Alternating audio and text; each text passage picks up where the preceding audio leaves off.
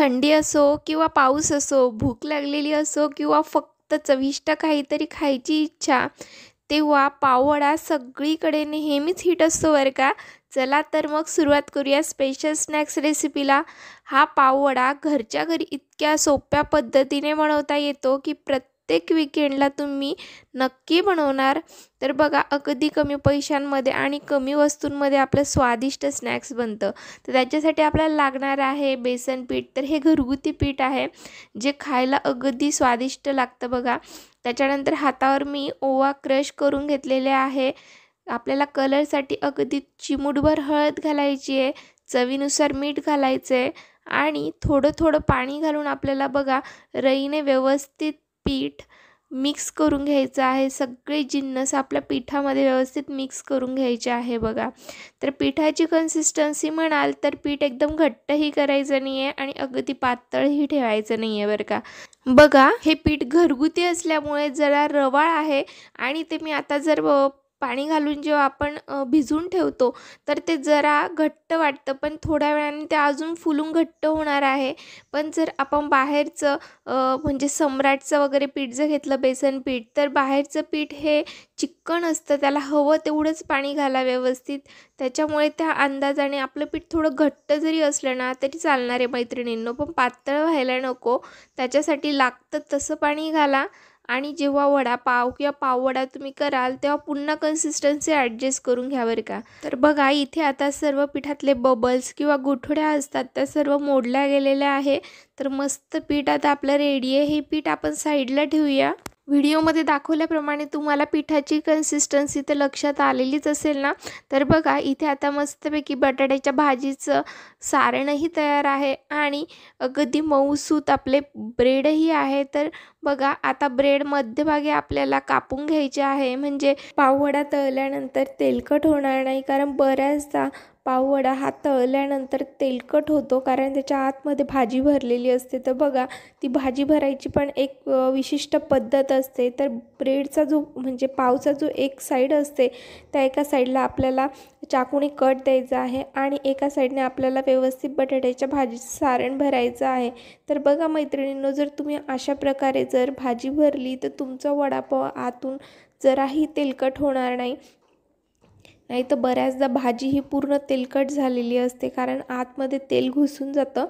तर बघा, आता आपण सर्व पावमध्ये छान बटाट्याच्या भाजीचं सारण भरून घेणार आहे, म्हणजे पाववडा करणं अगदी सोपं जाईल बघा आपल्याला.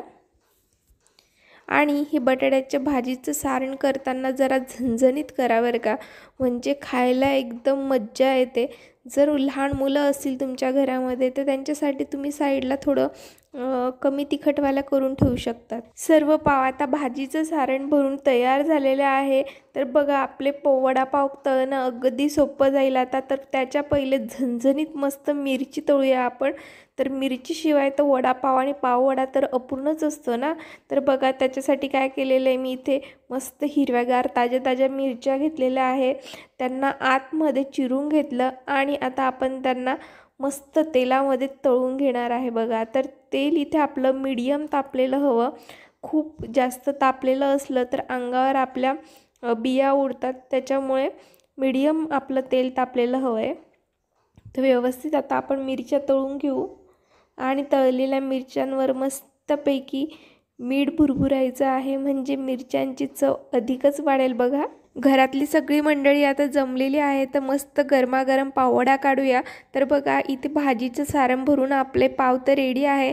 तर त्यांना हाताने थोडं प्रेस करून घ्यायचं आहे, म्हणजे भाजीचं सारण बाहेर येणार नाही आणि तेलही आतमध्ये जाणार नाही. तर बघा, जेव्हा बेसन पिठामध्ये आपण पाव डीप करतो तर या प्रकारे करायचं आहे, म्हणजे सर्व साईडने बेसन पीठ व्यवस्थित लागलं गेलं पाहिजे.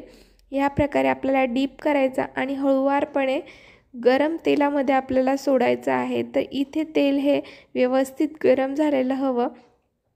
आपण वडापाव टाकल्यानंतर जी वरची साईड आहे तिला बेसन पीठ जरा कमी लागलेलं असेल तर वरतून तुम्ही सोडू शकतात अजून. तर बघा, ज्या प्रकारे मी व्हिडिओमध्ये झाऱ्याने तेल टाकते आहे अगदी त्याप्रमाणे आपल्याला तेल टाकून घ्यायचं आहे.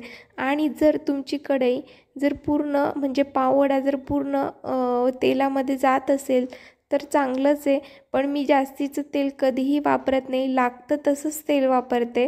कारण तळलेलं तेल खाणं हे आरोग्यासाठी चांगलं नसतं किंवा तुम्ही एकदा जर तेलामध्ये एखादी वस्तू तळली आणि तेच पुन्हा पुन्हा तेल जर तळण्यासाठी वापरलं तर त्याच्याने कोलेस्ट्रॉल वाढतो, त्याच्यामुळे आरोग्यासाठी हे धोकादायक असतं. त्याच्यामुळे हवं तेवढंच तेल घ्यायचं आहे.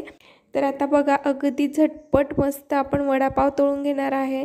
तर तळलेल्या वडापावचा कलर इतका सुंदर आलेला आहे मैत्रिणींनो, असं वाटतंय की लगेचच खावं. माझ्याकडनं बिलकुल राहिलं जात नाही आहे. तुमचंही माझ्यासारखंच होतं का की पाववडा किंवा वडापाव नुसता वासही आला तळायचा तरी खायची इच्छा होते? अहो होणारच की. पाववड्याचा सोनेरी रंग आणि तळण्याचा वास जणू पोटामध्ये भूक नाचायलाच लागते असं वाटायला लागतं. बघा ना मंडळी, बोलता बोलता शेवटचा वडापाव तळूनही चाललेला आहे आपला. तर बघा आता मस्त वडापाव तळले गेलेले आहे सगळे इथे. तर तुम्हाला आजची रेसिपी कशी वाटली हे मला कमेंट करून नक्की सांगा. व्हिडिओ जर आवडला असेल तर व्हिडिओला एक लाईक नक्कीच करा आणि तुमच्या फॅमिली फ्रेंड्ससोबत शेअर करा. आणि तुम्हाला वडापाव डबल आवडतो की सिंगल हे मला कमेंट करून नक्कीच सांगा.